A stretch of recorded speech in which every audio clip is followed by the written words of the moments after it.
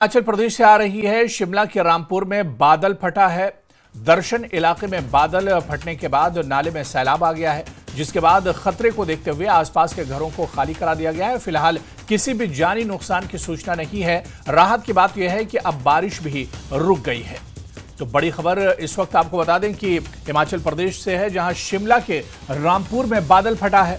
और आप देखिए, बादल फटने के बाद पानी का बहाव कितनी तेज है नाले में हो गया। इस पर और जानकारी लेंगे, हमारे सहयोगी कपिल शर्मा हमारे साथ जुड़े हुए हैं। कपिल, रामपुर में जो बादल फटा है वो क्या कुछ स्थिति इस वक्त है?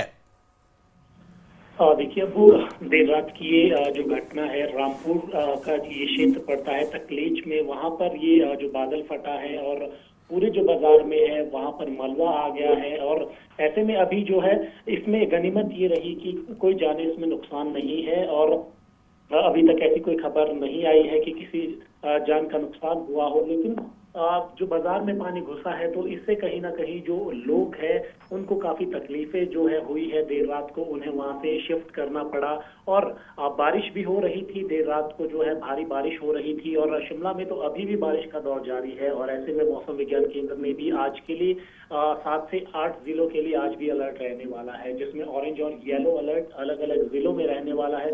तो ऐसे में अभी स्थिति सामान्य हिमाचल प्रदेश में नहीं है। जगह जगह से बादल फटने की, लैंडस्लाइड की और जो नदी नाले हैं उफान पर है, तो ऐसी जो खबरें निकल कर आ रही है।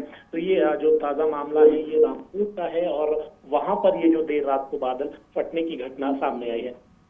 चलिए, बहुत बहुत शुक्रिया कपिल ठाकुर हमारे साथ जुड़ने के लिए, तमाम जानकारी साझा करने के लिए। तो बारिश नहीं हो रही है लेकिन अलर्ट जारी किया गया है, क्योंकि हालात अभी भी एक तरह से संगीन बने हुए हैं। और जिस तरह से रामपुर में बादल फटा है और बादल फटने के बाद आप देखिए कि पानी का बहाव काफ़ी तेज़ है। गनीमत यह रही कि कोई जानी नुकसान इस हादसे में नहीं हुआ है।